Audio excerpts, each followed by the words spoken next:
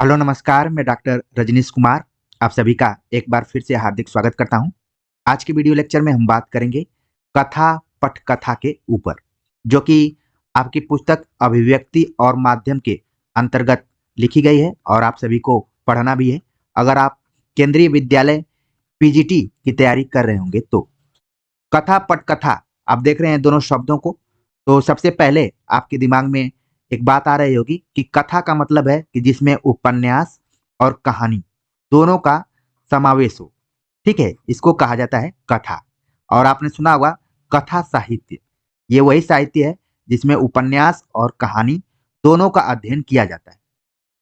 और पटकथा क्या है, ये विषय आपके लिए नया हो सकता है और इस लेक्चर में हम इसी पर बात करेंगे।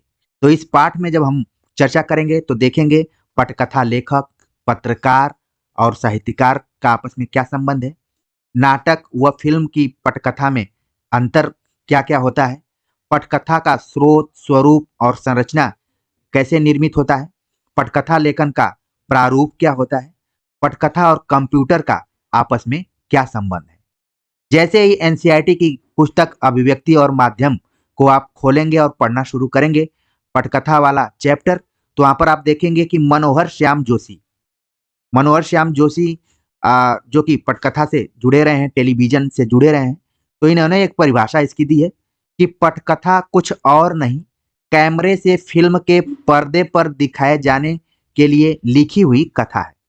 यानी पटकथा कुछ खास नहीं होती है, बल्कि कैमरे से फिल्म के पर्दे पर दिखाए जाने के लिए लिखी हुई एक कथा होती है और वही पटकथा कहलाती है। मनोहर श्याम जोशी, जब आपने वितान भाग एक पढ़ा होगा जिसमें सिल्वर वेंडिंग करके एक चैप्टर है, उसमें मनोहर श्याम जोशी का एक तरीके से आप परिचय प्राप्त कर लिए होंगे। ये वही मनोहर श्याम जोशी हैं जिनके कई उपन्यास जो कि उत्तराधुनिकता से जुड़े हुए हैं। आप लोग लगातार तैयारी कर रहे हैं तो मेरे संकेतों को भी अच्छे से आप समझ पा रहे होंगे। मशहूर साहित्यकार और कामयाब टेलीविजन धारावाहिकों के लेखक मनोहर श्याम जोशी ने कई उपन्यासों आदि के साथ साथ एक महत्वपूर्ण पुस्तक लिखी जिसका शीर्षक है पटकथा लेखन एक परिचय। तो इसको आप अपने परीक्षा के दृष्टिकोण से बिल्कुल ध्यान में रखिए कि पटकथा लेखन एक परिचय नामक पुस्तक किसने लिखी है? मनोहर श्याम जोशी ने। इसी पुस्तक के दूसरे अध्याय का शीर्षक है पटकथा क्या बला है। संभव है शायद कुछ इसी प्रकार का विचार आपके मन में भी उठ रहा होगा कि आखिरकार पटकथा क्या है। सबसे पहले शब्द पटकथा को हम देखते हैं तो ये दो शब्दों के मेल से बना है, पट और कथा। कथा का मतलब आप सभी जानते हैं, कहानी, और पट का अर्थ होता है पर्दा। तो आप समझ गए कि ऐसी कहानी जो कि पर्दे के लिए लिखी गई हो। अगर इसका बहुत ही सामान्य तरीके से आप अगर अर्थ निकालें तो ऐसी कहानी या ऐसी कथा जो पर्दे पर दिखाई जाए, चाहे वो पर्दा बड़ा हो या छोटा हो। यानी कि सिनेमा और टेलीविजन दोनों ही माध्यमों के लिए बनने वाली फिल्मों, धारावाहिकों और आदि का मूल आधार पटकथा ही होता है। धारावाहिकों के साथ साथ वर्तमान समय में वेब सीरीज भी आ रही हैं, ठीक है ना, तो इनको भी आप जोड़ सकते हैं। इसी के अनुसार निर्देशक अपनी शूटिंग की योजना बनाता है, अभिनेताओं को अपनी भूमिका की बारीकियां और संवादों की जानकारी मिलती है और कैमरे के पीछे काम करने वाले तकनीशियनों, यानी कि जो टेक्निकल काम करते हैं, और सहायकों को अपने अपने विभागों के लिए महत्वपूर्ण सूचनाएं प्राप्त होती हैं। कथानक तो इसका एक अभिन्न हिस्सा ही होता है। यानी कि आपको ध्यान में रखना है कि पटकथा में भी जो कथानक है, जो प्लॉट है, जो कथा वस्तु है, उसका इंपॉर्टेंट रोल होता है। किसी भी फिल्म यूनिट या धारावाहिक बनाने वाली कंपनी को पटकथा तैयार करने के लिए सबसे पहले जो चीज चाहिए होती है वो है कथा। कथा ही नहीं होगी तो पटकथा कैसे बनेगी? अब सवाल यह उठता है कि यह कथा या कहानी हमें कहाँ से मिलेगी? तो इसके कई स्रोत हो सकते हैं। हमारे स्वयं के साथ आसपास की जिंदगी में घटी कोई घटना, अखबार में छपा कोई समाचार, हमारी कल्पना शक्ति से उपजी कोई कहानी, इतिहास के पन्नों से झांकता कोई व्यक्तित्व या सच्चा किस्सा अथवा साहित्य की किसी अन्य विधा की कोई रचना। तो आपने देखा कि पटकथा के लिए कहाँ से मैटर उपलब्ध किए जा सकते हैं। आसपास की जिंदगी से लिया जा सकता है, किसी घटना से लिया जा सकता है, अखबार में कोई न्यूज छपी हो तो वहां से लिया जा सकता है, अपनी कल्पना शक्ति से कहानी गढ़ी जा सकती है, या फिर अपने इतिहास को देखा जा सकता है कि कोई एक खास ले लिया जाए व्यक्तित्व, या फिर कोई किस्सा हो, या फिर कोई साहित्यिक रचना हो। हिंदी में बहुत सारी ऐसी रचनाएं हैं जिनका की जिन पर की फिल्में भी बनाई गई हैं। अब तो आप देख रहे होंगे कि हर खिलाड़ी के ऊपर कोई न कोई फ़िल्म बन जा रही है, अभिनेताओं के ऊपर पे फ़िल्म बन जा रही है, ठीक है? तो ये उसके भी एक हिस्से के रूप में आप देख सकते हैं। मशहूर उपन्यासों, कहानियों पर फ़िल्म या सीरियल बनाने की परंपरा काफ़ी पुरानी है। शरत चंद्र चट्टोपाध्याय के प्रसिद्ध उपन्यास देवदास को हिंदी में तीसरी बार फ़िल्माया गया है। देवदास फ़िल्म को आप लोगों ने देखा होगा, तीनों फ़िल्मों को आपने देख लिया होगा। देवदास में पहले में कौन हीरो-हीरोइन है, दूसरे में कौन हीरो-हीरोइन है और तीसरे में कौन है, ये सब आप लोग अच्छे से जान रहे होंगे। तो इसका मतलब है कि देवदास की जो विषय वस्तु है, कथानक है वो बहुत ही इंटरेस्टिंग है। आप लोगों ने देखा भी होगा और मेरी बात तुरंत आपके दिमाग में बैठ गई होगी। चट्टोपाध्याय के अलावा आप देखेंगे तो हिंदी में कई जाने-माने ऐसे लेखक हैं जिनकी रचनाओं पर तमाम पटकथाएँ लिखी गई हैं। मुंशी प्रेमचंद, फणीश्वरनाथ रेणु, धर्मवीर भारती, मन्नू भंडारी आदि की तमाम रचनाओं को समय-समय पर रुपहले पर्दे पर यानी कि सिनेमा पर्दे पर उतारा गया है। दूरदर्शन तो अक्सर ही साहित्यिक रचनाओं को आधार बनाकर धारावाहिक, टेलीफ़िल्मों आदि का निर्माण करवाता रहता है। अमेरिका, यूरोप में तो ज़्यादातर कामयाब उपन्यास और नाटक फ़िल्म का विषय बन जाते हैं। तो इस चीज़ को आप लोग समझ रहे होंगे। पटकथा की संरचना या ढांचा किस तरह तैयार होता है? फ़िल्म या टीवी की पटकथा की संरचना नाटक की संरचना से बहुत मिलती है। अंग्रेजी में तो इसे कहते हैं स्क्रीन प्ले, यानी जो पटकथा की संरचना है उसको कहा जाता है स्क्रीन प्ले। ठीक है ना? इस चीज़ को आपको ध्यान में रखना है। आगे बात करते हैं कि नाटक की तरह ही यहाँ भी पात्र चरित्र होते हैं। आप देख रहे हैं कि जो पटकथा है इसका संबंध कहानी से भी है और नाटक से भी है। इसलिए है कि जो कथ्य है इसमें ना श्रव्य और दृश्य दोनों चीजें आ जा रही हैं। पटकथा में आप देखेंगे कि कहानी भी चलती रहती है और उसको आप पर्दे पर देखते भी रहते हैं, तो उसमें नाटक का भी रोल आ जाता है। जिस तरीके से नाटक में पात्र चरित्र प्रमुख होते हैं, इसमें नायक प्रतिनायक होते हैं, मतलब कि हीरो और खलनायक दोनों होते हैं और अलग-अलग घटना स्थल होते हैं, दृश्य होते हैं। कहानी का क्रमिक विकास होता है द्वंद्व और टकराहट के माध्यम से, फिर इसका समाधान होता है। ये सब कुछ पटकथा के भी आवश्यक अंग होते हैं। जब हम कहानी पर विचार कर रहे थे, तो कई विद्यार्थियों ने कहा कि ये सिलेबस में नहीं है, लेकिन कुछ खास उद्देश्य होता है पढ़ाने का। कुछ चीज़ें होती हैं जिनको कि जोड़ना पड़ता है, इसलिए चीज़ों को बताना भी पड़ता है।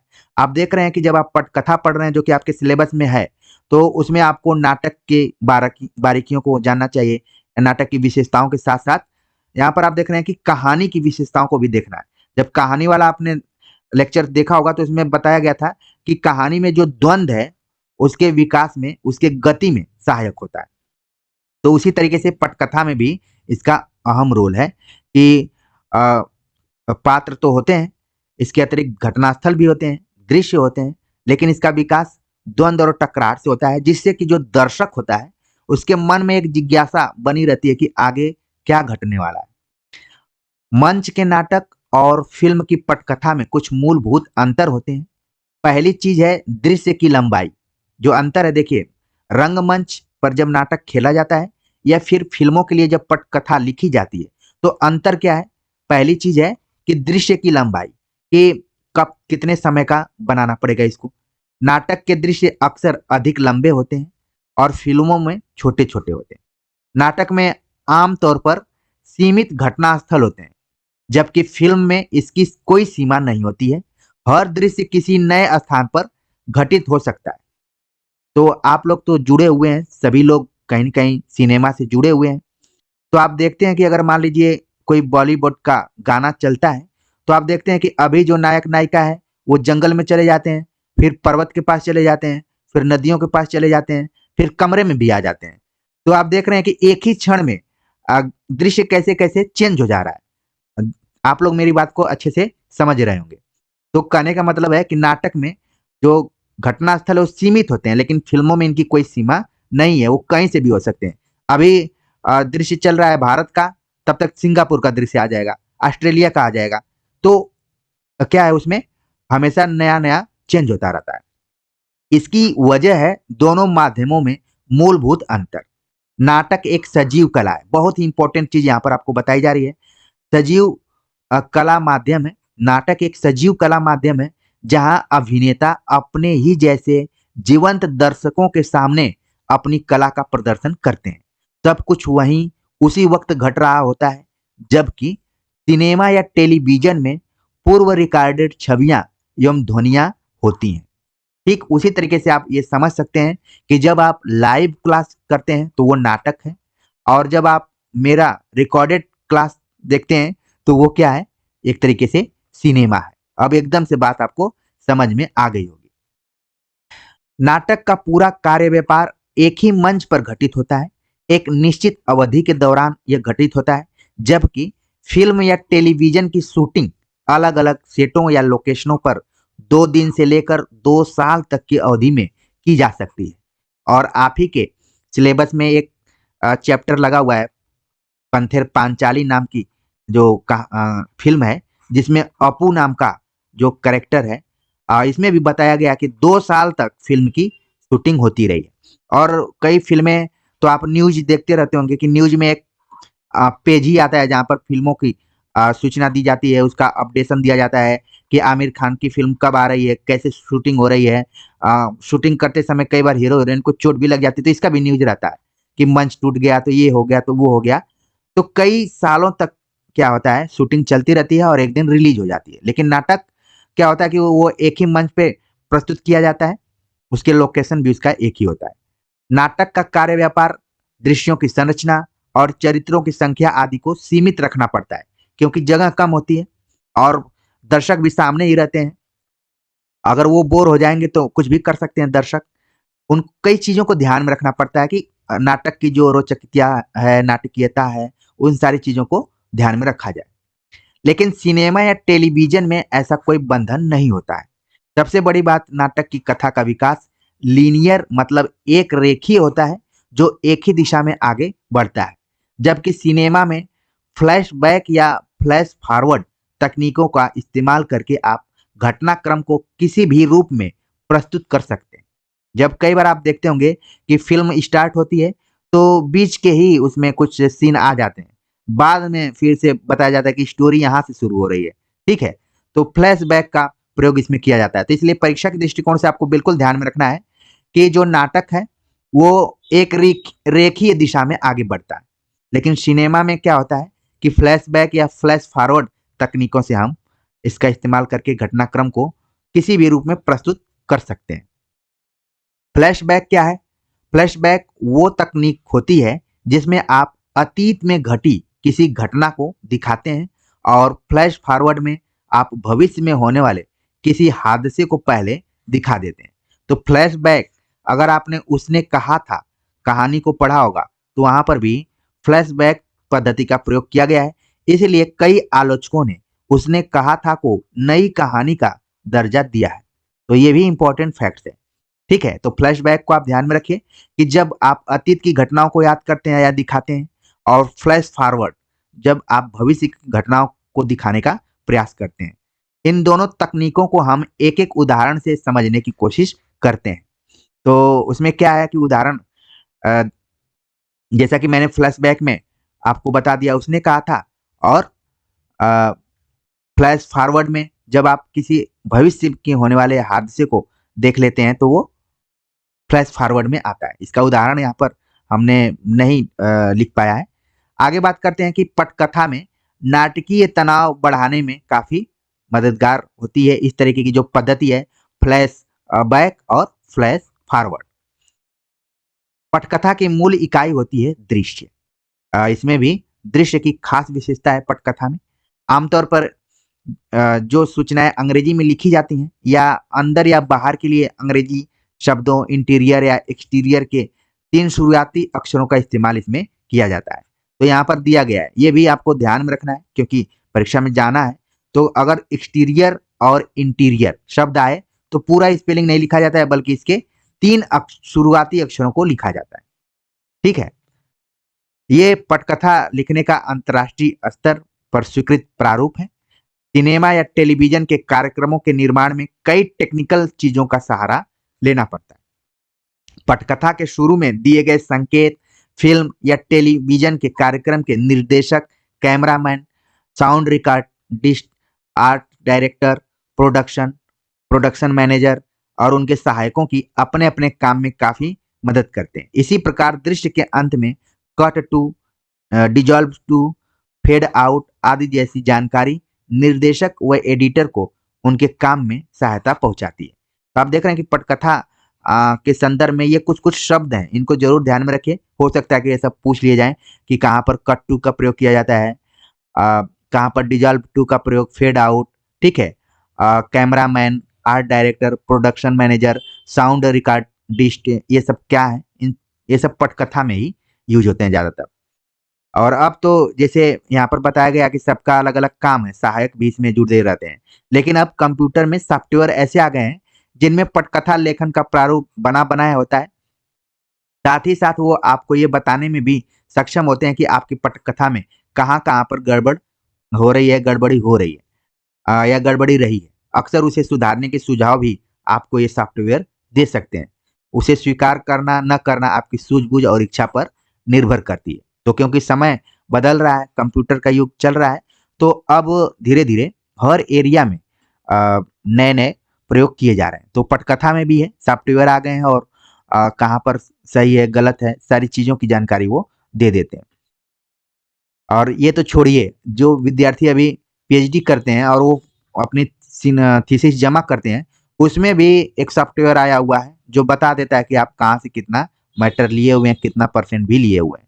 ठीक है, तो हर जगह इस तरीके से सॉफ्टवेयर काम में प्रयुक्त हो रहे हैं। तो इस वीडियो लेक्चर में हमने सोचा कि पटकथा के बारे में आप सभी से चर्चा की जाए, क्योंकि आपके लिए एक एक सवाल इम्पोर्टेंट रखते हैं, जिससे कि आप एक सवाल भी सही करके आगे बढ़ जाएं। तो पटकथा की शुरुआत में हमने इसकी विशेषताओं के बारे में चर्चा की, नाटक और कहानी से जोड़कर भी बताने का प्रयास किया, और इसका शाब्दिक अर्थ क्या है, इसकी कुछ विशेषताएं क्या है, इनके बारे में बातचीत किया है। आप लोग अगर गंभीरता से इस लेक्चर को सुने होंगे तो बहुत अच्छी सी चीजें समझ में आ गई होंगी। ठीक है, तो उम्मीद करता हूँ कि आप सभी को ये वीडियो अच्छा लगा होगा। तो कमेंट्स कर जरूर बताइए और लगातार अपनी तैयारी करते रहिए। तो मिलते हैं एक नए टॉपिक के साथ, तब तक के लिए नमस्कार।